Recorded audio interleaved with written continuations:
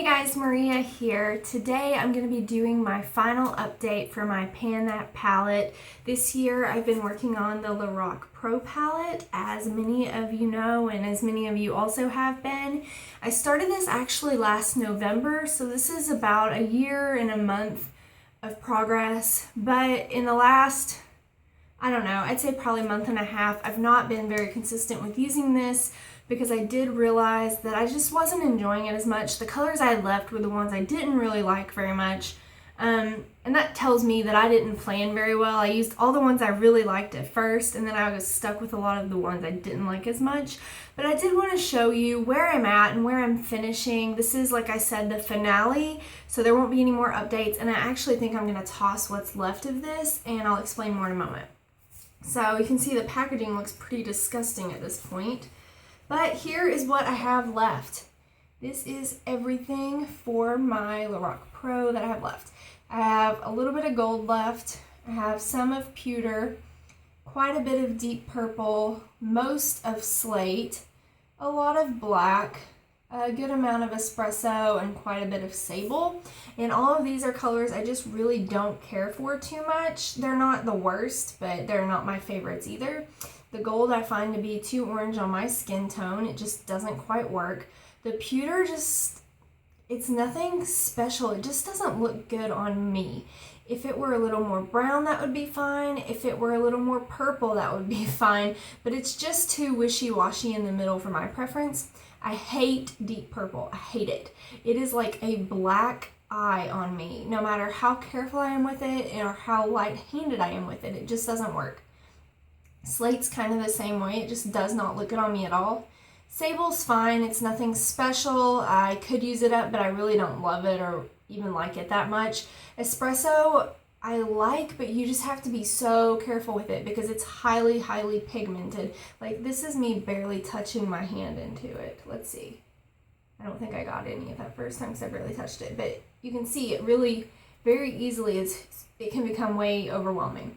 And then black is kind of the same way. It's very pigmented, but the thing I don't like about both of these colors, espresso and black, is they're very powdery. You kick up a ton of dust. They end up all over your under eye if you're not careful.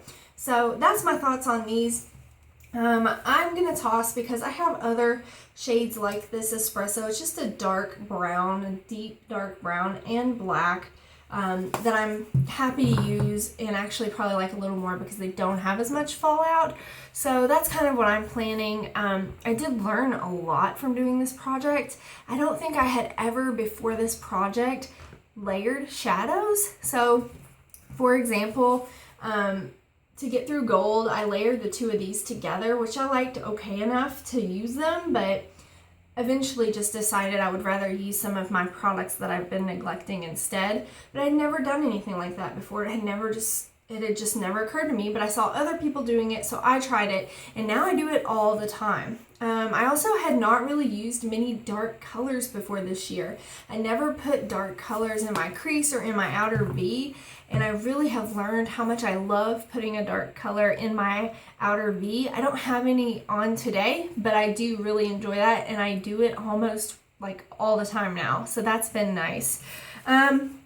Another really valuable lesson for me in doing this challenge was learning just how long it actually takes me to get through eyeshadow. I mean, this is over a year of using these shadows and I'm still not finished with this palette. And I have a lot of eyeshadow, guys, so it really has taught me that I need to slow down on buying eyeshadow and use up some of the stuff I do have because it's going to take me like a lifetime to use up everything that I have. So with that being said, I don't plan on doing a Pan That palette next year. I don't have time to regularly film these kinds of videos. I feel like I'm doing really good if I can film a makeup basket video and an empties. That seems manageable for me right now. As you guys know, I took quite a bit of time off of YouTube this year just because of work and family and personal things going on. So it's just not reasonable. The other thing is I feel like I didn't get to use a lot of the products that I own and like because I was working on this for so long. And I am glad that I used this, but I'm just not planning on doing another one of this series anytime soon. I'm not going to say never, but not anytime soon. The other thing I wanted to talk about is when I first made my original video, which I will link down below, I did say that I loved this palette so much and that I would definitely consider repurchasing it in the future. However, after I've spent a year panning this thing, and I do want to point out every single shade in here has pan on it. Slate has the slightest amount of pan, but nevertheless there's pan.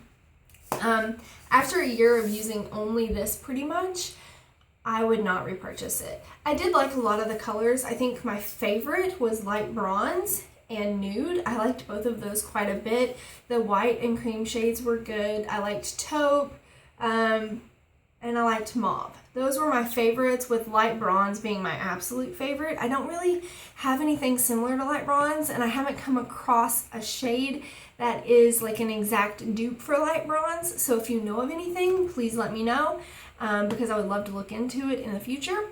But the other shades I could kind of care less about. I didn't think they were really anything special, especially the darker shades. That's the main reason I would not repurchase, because for me, and knowing like how I do my makeup daily and what I'm comfortable with using like on a regular basis, I would never really be able to get through these in any kind of reasonable amount of time. So with that being the case, it just doesn't make sense to me to purchase a palette like this again, and it's made me more selective of the palettes I purchase in the future. I really do try to weigh out like, what are the odds of me being able to finish this shadow? If there's 4 or 5 really dark shades in a palette, then I think I'm gonna probably be more likely to steer clear of that palette in the future.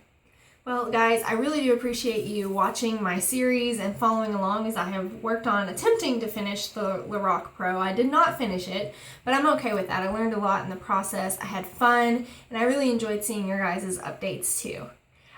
For now, that's all I got, but I will see you guys again soon. Bye.